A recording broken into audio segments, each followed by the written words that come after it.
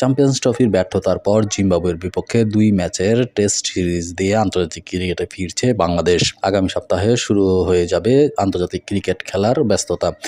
ঈদের ছুটি শেষে আবারও মাঠে ফিরেছে ঢাকা প্রিমিয়ার লিগ। জাতীয় দলের ক্রিকেটাররাও প্রিমিয়ার লিগের ব্যস্ত সময় পার করছেন।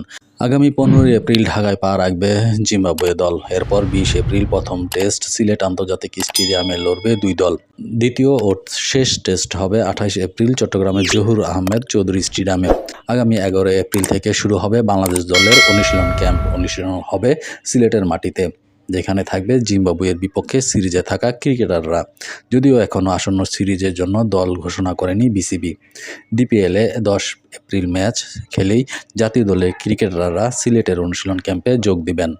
এর আগে 2024 সালে জিম্বাবুয়ের সঙ্গে 3 ম্যাচের টি-20 সিরিজের সঙ্গে 2টি টেস্ট খেলার কথা ছিল বাংলাদেশের। তবে সে বছরের টি-20 বিশ্বকাপকে সামনে রেখে শুধু 5 ম্যাচের টি-20 সিরিজ খেলেছিল দুই দল। বাকি থাকা টেস্ট সিরিজটি এবার হতে যাচ্ছে।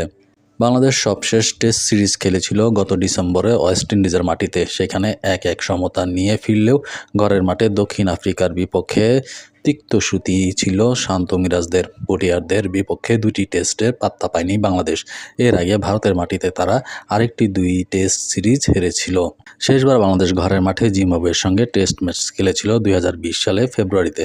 সেখানে তারা সফরকারীদের ইনিংস ও 106 রানে হারিয়েছিল। এছাড়াও দুই দলের শেষবারে দেখা হয়েছিল 2021 সালে হারারেতে। স্বাগতিক জিম্বাবুয়েকে টেস্টে 220 রানের হারায় বাংলাদেশ। সব মিলিয়ে দুই দল 18টি টেস্টে মুখোমুখি হয়েছে, যেখানে বাংলাদেশ 8টি এবং জিম্বাবুয়ে জিতেছে 7টিতে।